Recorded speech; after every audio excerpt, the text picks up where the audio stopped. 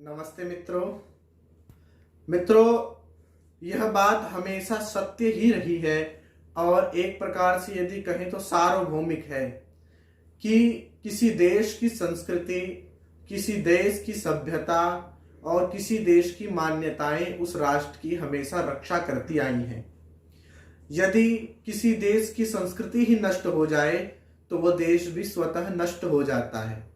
जिस प्रकार वृक्ष की जड़ कट जाने से या वृक्ष जड़ों से कट जाने से वृक्ष सूख जाता है, उसी प्रकार यदि किसी राष्ट्र की संस्कृति भी नष्ट हो जाए तो वह राष्ट्र भी टूट जाता है, वह राष्ट्र भी गुलाम हो जाता है।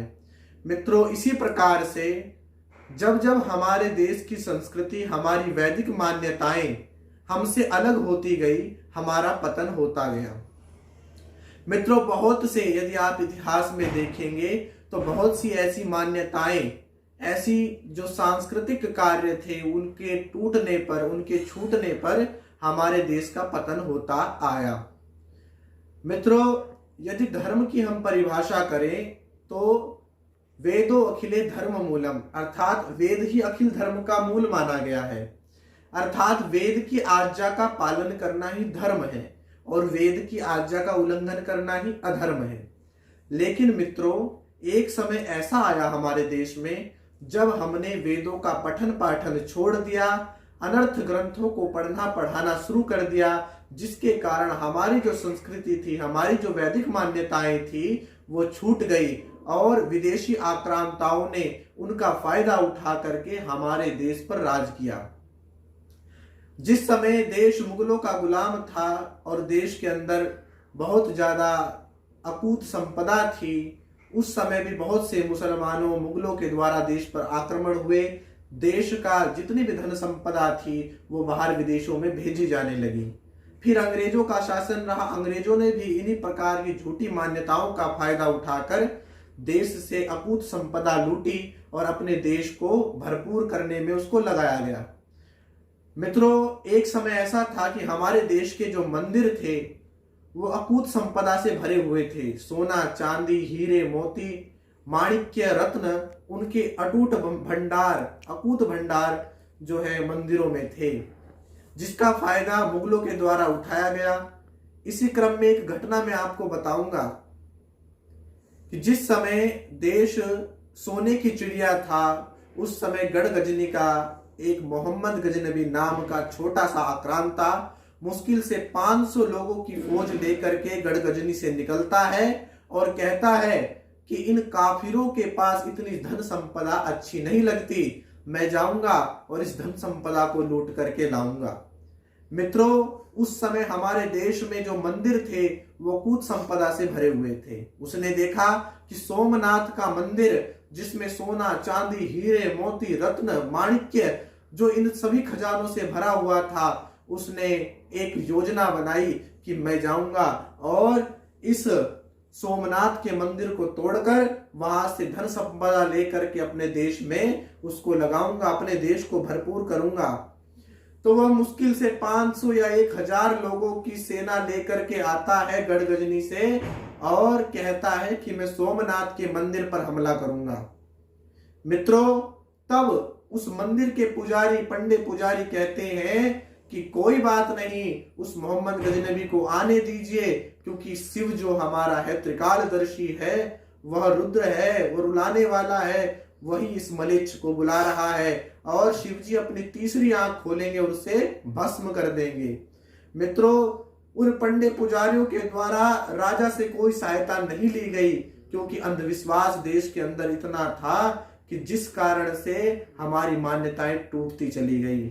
मित्रों, मोहम्मद गजनबी गढ़गजनी से निकलता है, 1000 लोगों की सेना लेकर के वो निकलता है। रास्ते में आने वाले जितने भी खेती थी, फसल थी, उन सबको हाथी घोड़ों की पैरों के नीचे रोनता हुआ, रास्ते में छोटे छोटे बच्चों को भाले की नोचों पर उछालता हुआ, माताओं बहनों का अपमान करता हुआ, बलात्कार करता हुआ, वह मोहम्मद गजनबी सोमनाथ के मंदिर पर पहुंचता है। और मित्रों, वह क्या कहता है? जैसे ही अंदर प्रवेश करता है तो पंडे पुजारी कहते हैं कि कोई बात नहीं, इसे अंदर प्रवेश करने दो। शिव तीसरी आंख खोल करके इसको भस्म कर देंगे। ये त्रिनेत्रधारी हैं, इनकी तीसरी आंख खुलेगी तो दुष्ट मलेच्छ लोग भस्म हो जाएंगे। मित्रों, जैसे ही वह अंदर प्रवेश करता है तो पंडे पुजारी परमात्मा जो शिव को परमात्मा मान रहे थे, उस पत्थर को परमात्मा मान रहे थे, वो उनके सामने गिड़गिड़ाते हैं, कहते हैं हे शिव प्रकट हो और इस मलेच्छ इस मुसलमान का संहार कर। लेकिन यदि शिव हो तो आए भी ना। शिव आया, बोले कि कोई बात नहीं, माता पार्वती को भेज दीजिए। ना माता पार्वती आती है, ना कोई गण आता है। और उस समय मोहम्मद गजनबी क्या करता है कि गदा उठा करके उसका संहार करता है, शिव जी की मूर्ति को तोड़ देता है। और जो पंडे पुजारी कहते थे कि आप इस मूर्ति को मत तोड़िए, शिव हमारा देव है, आराध्य है, इसको मत तोड़िए, तो मोहम्मद गजनबी कहता है कि मैं बुत परस्ती नहीं करता हूं, मैं तो बुत भंजक हूं, बुतों को तोड़ता हूं। तब मोहम्मद गजनबी अपना गदा निकालता है और मूर्ति को तोड़ देता है, विध्वंस कर देता है उसका। तो देखते हैं कि जैसे ही मूर्ति टूट करके नीचे गिरती है तो उसमें से रत्न निकल कर गिरते हैं। तब मोहम्मद गजनबी उस मूर्ति को, सोमनाथ की जो शिव की मूर्ति थी, उसको जो है घोड़े खच्चरों के पीछे बांध करके गढ़गजनी लेकर के जाता है। और आज भी वह शिव की मूर्ति, सोमनाथ की मूर्ति गढ़गजनी की मस्जिद की पैड़ियों पे चिनी हुई है, जिस पर खड़े होकर के मुसलमान लोग कहते हैं कि देखो काफिरों का भगवान हमारे पैरों के नीचे। वो मूर्ति लेकर के वो गया और वहां पर उन मुगलों ने उनको शिव की मूर्ति को मस्जिद की पैड़ियों में चिनवा दिया गया। उस समय मोहम्मद गजनबी कहता है कि उस दिन मैंने इतने काफिर काटे, इतने पंडे पुजारी काटे कि मैंने मंदिर की दीवारों को रक्त से लाल कर दिया। मित्रों, वह सोना चांदी ले गया तो ले गया, वह हीरे जवाहरात ले गया तो कोई बात नहीं, लेकिन एक ऐसी चीज लेकर के गया जिसका पछतावा हम सारे जीवन भर नहीं निकाल पाएंगे, नहीं छोड़ पाएंगे।